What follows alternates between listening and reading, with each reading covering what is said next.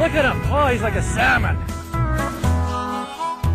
Hi everybody, and welcome to Team Handyman's The Master Angler. Sit back and spend the next few minutes taking in some of southern Alberta's great scenery, as well as some of its best fishing as shown by one of its most experienced guides, Andy Vanderploeg. Hey everybody, Andy Vanderploeg, the Master Angler, and we're back from some slow fishing here, January, February. It's been really cold, foggy, on and on it goes. Now today we're going to do a show on fishing pressure on one of my grassland prairie lakes.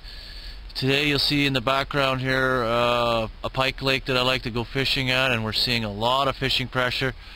We'll go around and see what's going on, and here the fishing's been slow, so I'm going to go out and give it a go and see if we can catch one. Do a little touring around and checking it out. So stick with me. Sharp hooks, tight lines. See you shortly. Look at this whole area. It's just been pounded. There's not people here today because there's a derby at Badger, but wow, this lake's getting hammered. They can't take it anymore. I've been fishing here for years, and I've never seen so many people. So someone's leaked it out, and it ain't my shows, because I'm careful what I say on my shows. I call it grassland prairie lake or lake action. There's lots of those in southern Alberta, so you just got to figure out which lake it is. So what's happened is a guy caught a 35-pounder here and then posted in the back page of the sport fishing rigs, and then it's all over the forum, and then bang, the lake's getting killed. And that's mentality. I don't mind selective harvest, but when you over harvest the fishery and they're too damn lazy to go out and find their own fish, one of those, then it kills the fishery, and now it's getting pounded. So I'm going to go see if I can find you guys some pike. Oh, I'm going to travel around and do some fishing on the quad.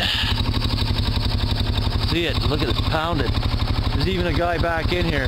Thank goodness for the derby, but there's a few people out here. So we'll see. Alright, we've got our holes drilled, lines down, we've moved a couple times. I've already had a bite on my tip up.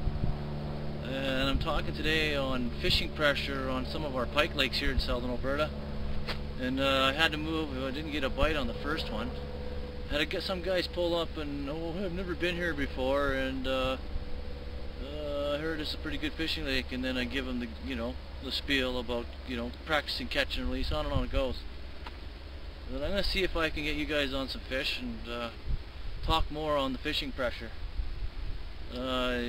People have to just pay attention to what they're doing and practice catch and release, and practice selective harvest when necessary.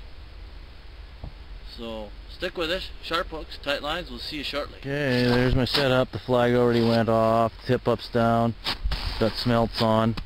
And a quad's important too. You can pull the ice shack with all your gear, your auger on the machine, so you can be mobile, and that's important. That's key when you want to cover a lot of water, or a lot of hard water, as it were, trying to catch those fish. So stick with this. Sharp hooks, tight lines, and keep in mind it's important to have the necessary gear to get the job done and be comfortable while you're fishing.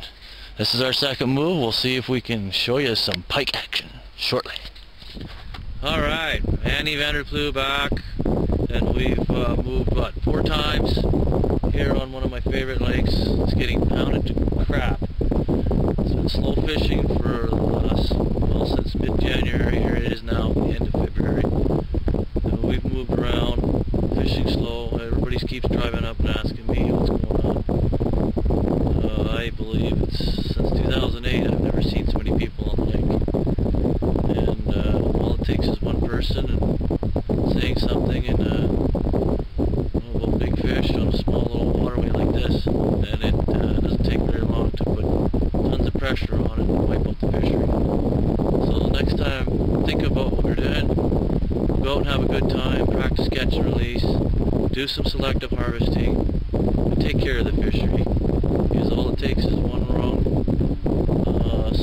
word, and it puts unnecessary pressure on a fishery that could have held its trophy status. So I plead with all you anglers, take heed and caution when you're out fishing in southern Alberta, because there's more angling pressure than there is lakes.